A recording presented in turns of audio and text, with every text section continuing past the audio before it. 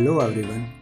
इस वीडियो में हम आपको बता देंगे कि आपका जो 21 डेज़ का फील्ड वर्क है उसकी जो फाइनल पीपीटी आपको बनानी है वो आप बिल्कुल आसान तरीके के साथ कैसे बना पाएंगे। इनफैक्ट उसके लिए हमने ऑलरेडी एक टेम्पलेट तैयार किया हुआ है पीपीटी का, वो आपको इस वीडियो की डिस्क्रिप्शन में मिल जाएगा। वहाँ पे एक लिंक है, आप उस पर क्लिक करें और आपको टेम्पलेट डाउनलोड हो जाएगा। करना क्या है, आपको सिंपली वो टेम्पलेट लेना है और उसमें अपने 21 डेज़ का जो फील्ड वर्क आपने किया है उसकी डिटेल्स भरनी है। Without wasting more of your time, let us get started. Okay, तो फर्स्ट ऑफ ऑल आपको करना क्या है कि आपने वो टेम्पलेट पहले से ही डाउनलोड किया हुआ होगा, जो हमने ग्रुप्स में भी शेयर किया है, चाहे आप वहाँ से डाउनलोड करें। इस वीडियो की डिस्क्रिप्शन में एक लिंक दी गई है, उस पर आप क्लिक करेंगे और वहाँ से भी वो पावर पॉइंट प्रेजेंटेशन का टेम्पलेट है आपको डाउनलोड हो जाएगा। सिंपली उसको अपने पीसी में खोलना है। आपको मैं बता दूं यहाँ पे कि ये वाला वीडियो जो है वो हम पीसी पे यानी कि लैपटॉप पे रिकॉर्ड कर रहे हैं, तो इस वीडियो में हम आपको बता देंगे कि कैसे आप लैपटॉप पे ये पीपीटी तैयार करेंगे। अगला जो वीडियो होगा हमारा, उसमें हम आपको बता देंगे कि अपने मोबाइल फ़ोन से बिल्कुल आसानी के साथ कैसे आप यही प्रेजेंटेशन तैयार कर सकते हैं। तो पहले आपको करना क्या है कि आपने ये टेम्पलेट जब डाउनलोड कर लिया, इसका नाम है इम्पैक्ट फील्ड वर्क मेन। आप इसको अपने फाइल एक्सप्लोरर में ब्राउज करेंगे और खोलेंगे ऐसे इम्पैक्ट फील्ड वर्क मेन। इसको डबल क्लिक करेंगे तो ये सिंपली जो माइक्रोसॉफ्ट का पावर पॉइंट है उसमें ओपन हो जाएगा। अगर आपके पीसी में या लैपटॉप में पहले से ही माइक्रोसॉफ्ट ऑफिस इंस्टॉल्ड है तो ये खुद ही पावर पॉइंट की जो एप्लीकेशन है माइक्रोसॉफ्ट की उसमें खुल जाएगी। तो ये है आपकी फर्स्ट स्लाइड है वेलकम स्क्रीन। इसमें सिर्फ आपको कुछ डिटेल्स एडिट करनी है। नीचे आप देख रहे होंगे कि जो बॉटम लेफ़्ट कॉर्नर है उसमें आप देख रहे होंगे कि 3 लाइंस लिखी हैं। पहला है डिस्ट्रिक्ट कौन सा है। अगर आप अनंतनाग डिस्ट्रिक्ट से हैं तो अनंतनाग लिखेंगे, अगर आप दूसरे किसी डिस्ट्रिक्ट से हैं तो वो नेम आप यहाँ पे एंटर करेंगे। इसके बाद है डेट, जो आपने ये फील्ड वर्क किया है वो कब किस डेट से स्टार्ट हुआ था, किस डेट पे स्टार्ट हुआ था वो और किस डेट पे एंड हो गया है, यानी कि 21 डेज़ इसके बीच में आनी चाहिए, इन 2 डेट्स के बीच में। तीसरा वाला जो है वो है जोन में आपको सिंपली अपने जोन का, एजुकेशन जोन का नाम लिखना होगा। That was it about the first slide. तो लेट अस मूव ऑन। दूसरी जो स्लाइड है आपकी वो है इंडेक्स।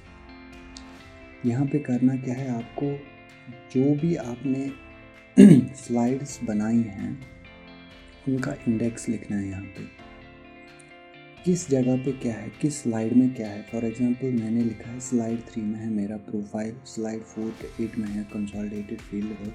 इसी तरह बाकी स्लाइड्स का भी इंडेक्स आपको यहाँ पे लिखना होगा, यानी कि पूरी जो ये पीपीटी है उसका इंडेक्स यहाँ पे होगा पहले ही, ताकि जो आपका जो ये पीपीटी देखे उसको पता चले कि किस स्लाइड में क्या है। अगर आप इसकी जो डिस्ट्रीब्यूशन है इन स्लाइड्स की उसमें कुछ चेंज करते हैं तभी आपको ये इंडेक्स चेंज करना होगा। अगर आप इसको ऐसे ही रहने देंगे ऑर्डर में जैसे हमने बनाया है तो आपको इंडेक्स में भी कोई चेंज करने की ज़रूरत नहीं। ओके, थर्ड जो स्लाइड है आपकी वो है टीचर प्रोफाइल। आपका प्रोफाइल, आपकी पर्सनल डिटेल्स वो यहाँ पे लिखनी है। जैसे कि मैंने ये इस एग्जाम्पल स्लाइड में आपको दिखा दूँगा कि पहला जो आपको लिखना है यहाँ पे वो है अलॉटेड सीरियल नंबर। आपका जो सीरियल नंबर आपके लिस्ट में था, जो आपको टीचर लिस्ट मिली थी, तो जिससे जो सीरियल नंबर आपने अटेंडेंस के लिए यूज़ किया है, फॉर एग्जांपल मेरा था 1108, तो वो सीरियल नंबर आप पहला जो रो है उसमें लिखेंगे। इसके बाद है नेम ऑफ द टीचर, अपना नाम लिखना है यहाँ पर। थर्ड वन इज़ डिजिग्नेशन, क्या आप ग्रेड 2 टीचर हैं या ग्रेड 3 टीचर है वो लिखना है, ठीक है। इसके बाद है प्लेस ऑफ पोस्टिंग।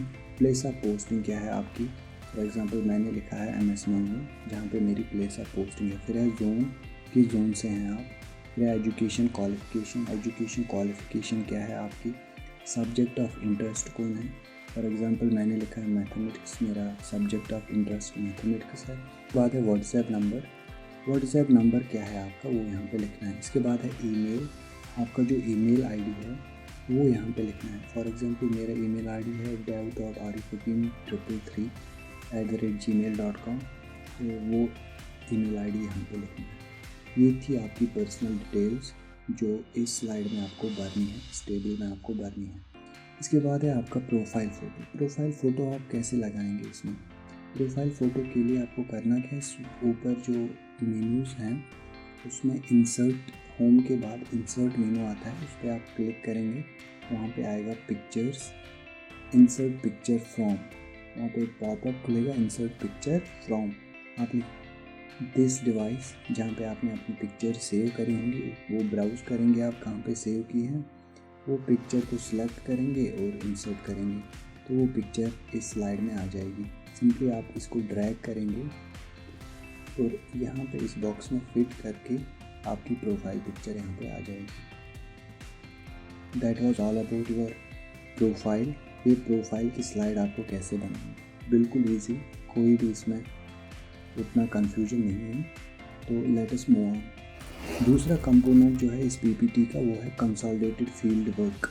जो आपने फील्ड वर्क की है उसकी कंसोलिडेटेड रिपोर्ट एक यहाँ पे बनानी है।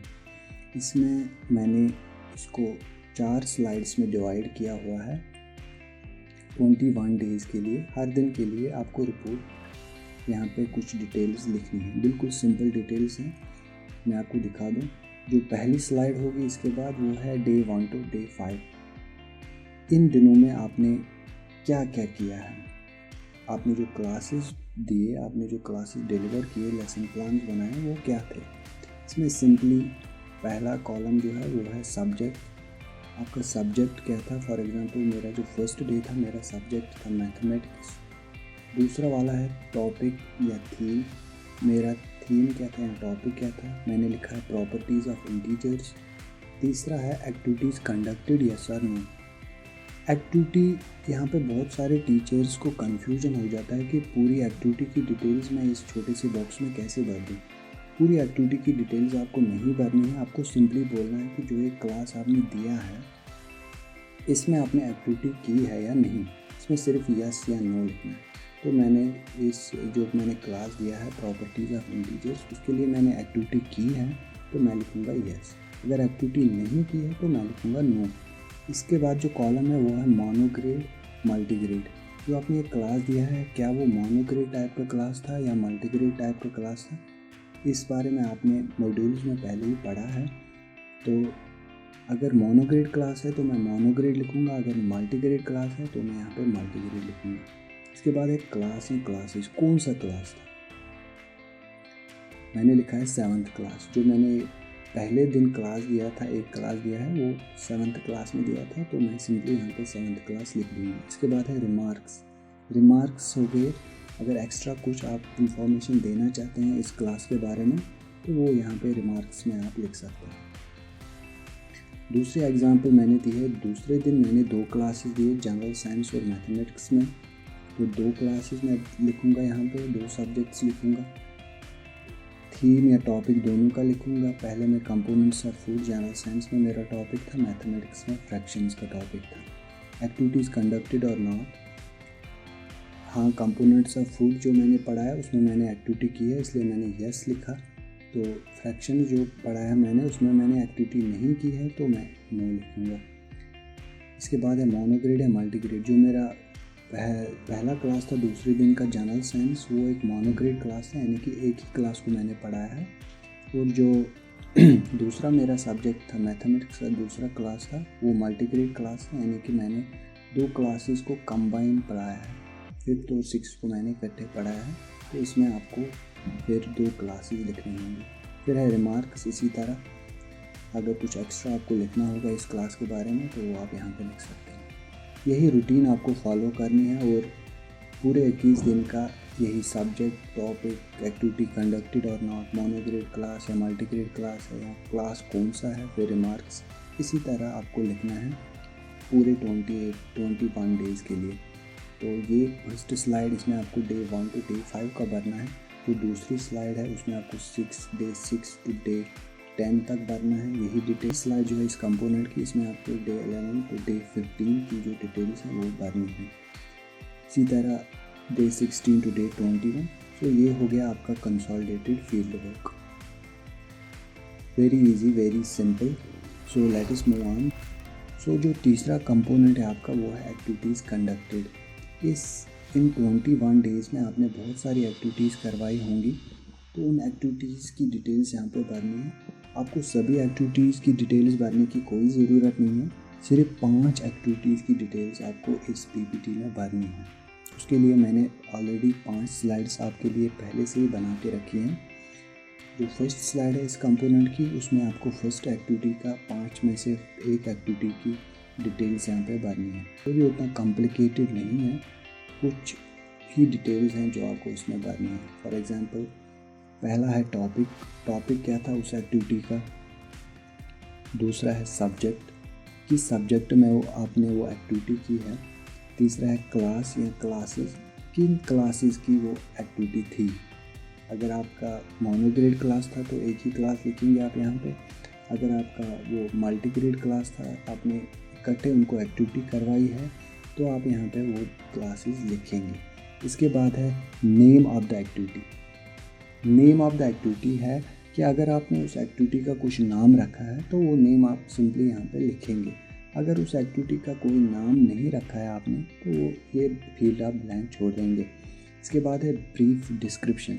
उस एक्टिविटी की ब्रीफ डिस्क्रिप्शन आपको देनी। यहाँ पे भी आपको कन्फ्यूजन ना हो जाए कि आपको पूरा लिखना है वो एक्टिविटी क्या है, कैसे की मैंने, कैसे बच्चों को लाया, कौन से रिसोर्सेज लाए, तो कैसे परफॉर्म की वो एक्टिविटी। उतनी पूरी डिटेल्स आपको नहीं देनी है, इसको पूरा सिंप्लीफाई कर दिया है।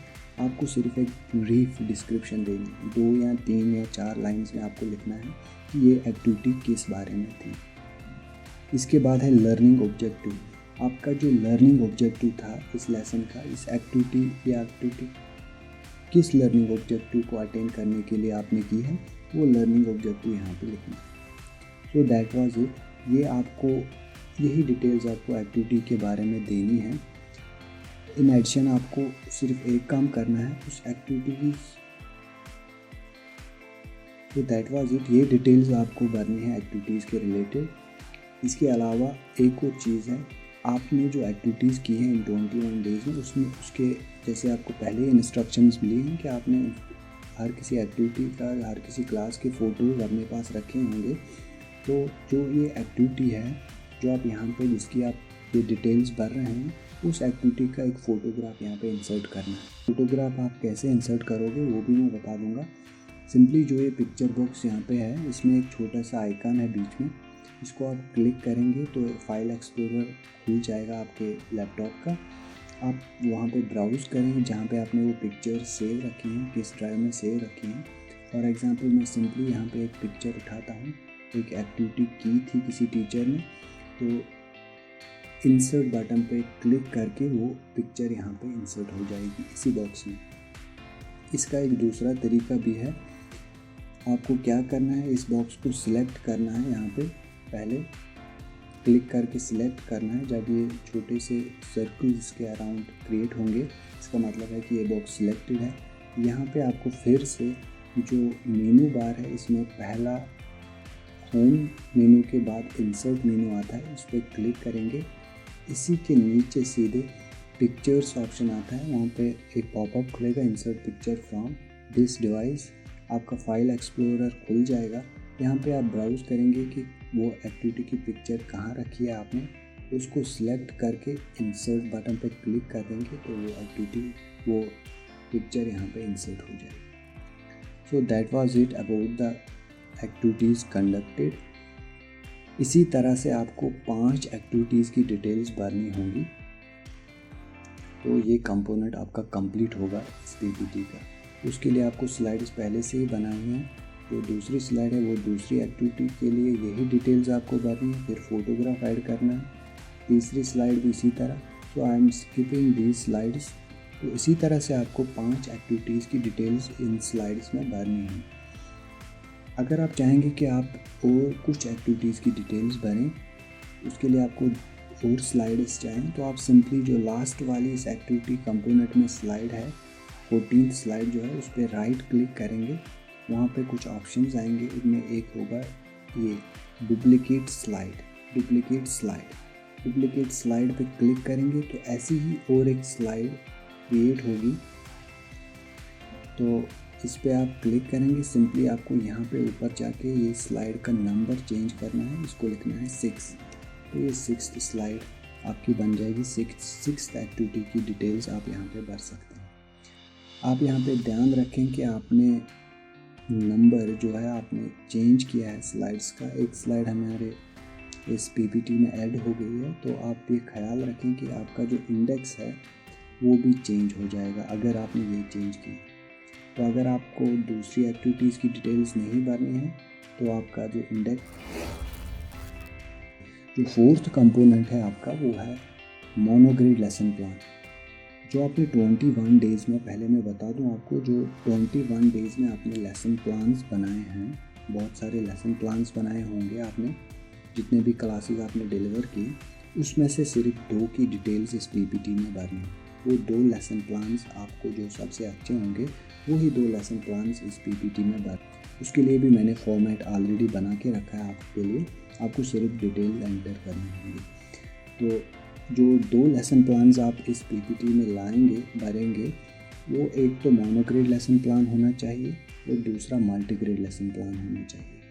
तो जो 4th कंपोनेंट है वो है मोनोग्रिड लेसन प्लान। मैं आपको इसका फॉर्मेट बना दूँ, इसके लिए इसको मैंने 2 स्लाइड्स में डिवाइड कर लिया है। जो पहली स्लाइड है इस लेसन प्लान की, उसमें आएगा आपका लर्निंग आउटकम क्या था इस लेसन प्लान का, ऑब्जेक्टिव क्या है। ऑब्वियसली आपको पहले से ही ये लेसन प्लान बना हुआ होगा, आपको सिंपली इस लेसन प्लान से वो डिटेल्स उठानी है। लर्निंग आउटकम क्या था वो यहाँ पे लिखना है, ऑब्जेक्टिव क्या था वो यहाँ पे लिखना है, एंगेज कैसे किया आपने बच्चों को, एक्सप्लोर कैसे किया टॉपिक को। तो इसी तरह दूसरी जो डिटेल्स हैं, एक्सप्लेन, एलॉबरेट, इवैल्यूएट, वो यहाँ पे भरनी है। तो यहाँ पे मैंने 5 लेसन प्लान यूज़ किया है, आप 5 स्टेप लेसन प्लान भी यूज़ कर सकते हैं। Let's move on. जो 5th कंपोनेंट है आपके इस पीपीटी का वो है मल्टीग्रेड लेसन प्लान। दूसरा जो लेसन प्लान आपको इस पीपीटी में भरना है वो मल्टीग्रेड लेसन प्लान होना चाहिए। सिंपल लेसन प्लान का फॉर्मेट सेम रहेगा। आपको इसमें जो लेसन मल्टीग्रेड लेसन प्लान आपने बनाया होगा अपनी फील्ड वर्क के दौरान, जो लेसन मल्टीग्रेड लेसन प्लान आपने बनाया होगा उसकी डिटेल्स यहाँ पे भरनी है। 2 स्लाइड्स में ब्रेक किया है मैंने इस लेसन प्लान को, ताकि आपको स्पेस मिल जाए वो अपना लेसन प्लान यहाँ पे भरने की। Okay, that was it about the lesson plans. छठा जो 6th कंपोनेंट है इस पीपीटी का वो है प्रोजेक्ट रिपोर्ट। अगर आपने इन 21 डेज़ में, मैं फिर से कहूँगा, अगर आपने इन 21 डेज़ में कोई प्रोजेक्ट बनाया है, कोई रिसर्च की है या कोई इनोवेटिव आइडिया था आपका जिस पे आपने काम किया है, ये पहले से ही गाइडलाइंस थी आपको कि आप कोई प्रोजेक्ट या कोई इनोवेटिव चीज़ है जो आप करना चाहेंगे या कोई रिसर्च करना चाहेंगे, उसकी रिपोर्ट यहाँ पे देनी। तो ये ऑप्शनल है, अगर आपने प्रोजेक्ट किया है तो उसकी रिपोर्ट देनी है, अगर नहीं किया है तो इन स्लाइड्स को आप खाली छोड़ दें। तो जो प्रोजेक्ट रिपोर्ट है उसका फॉर्मेट ऐसा है, मैंने एक एग्जांपल दी है यहाँ पे थोड़ी सी आपको एक्सप्लेन करने के लिए।